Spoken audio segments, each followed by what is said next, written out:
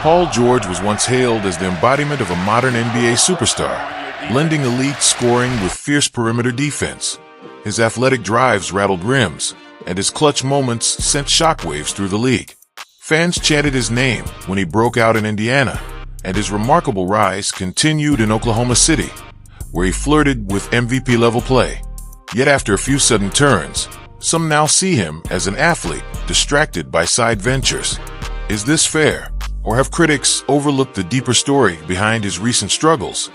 During his time with the Los Angeles Clippers, George radiated star power, but carried a polarizing aura. He joined forces with Kawhi Leonard in hopes of hanging a championship banner in the Clippers' rafters. Even so, tension lingered around the two-star experiment. It didn't help that loyalists of the other LA franchise dubbed the Clippers the B team at every turn. George couldn't escape the constant echo, "You should be a Laker." Despite his skill, the city never fully embraced him, especially after he alluded to that label himself, whether he meant it literally or not. As critics turned up the heat, George ventured into a world few anticipated. He launched a podcast that quickly gained traction, partly due to his unfiltered takes on teammates, opponents, and life in the league. Viewers clicked for his candid storytelling and stayed for unguarded insights. At first, the extra spotlight seemed harmless, even entertaining.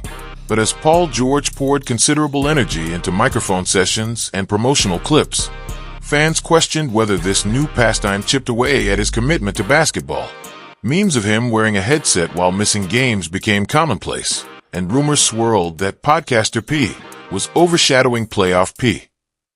Then came the jump to the Philadelphia 76ers, a surprise move orchestrated by Daryl Morey, who believed a fresh start would help George reclaim his glory. On paper, it looked like a masterstroke. Pair a once-elite wing with Joel Embiid and Tyrese Maxey, and you have a trio that could terrorize the Eastern Conference. Reality, however, painted a less optimistic picture. Lingering injuries took a toll on George's explosiveness, limiting his minutes and undermining Philadelphia's grand plan. The 76ers dropped winnable games, and Embiid's frustration seeped into post-game interviews. The city of brotherly love greeted George with apprehension, uncertain whether he could still deliver in the clutch. Old teammates, too, offered intriguing side notes. Norman Powell thrived once George departed Los Angeles, racking up career numbers and hinting that more touches were available with certain high-profile players gone. Critics latched onto his statement as addition by subtraction, pointing to the Clippers' improved chemistry and Powell's rise.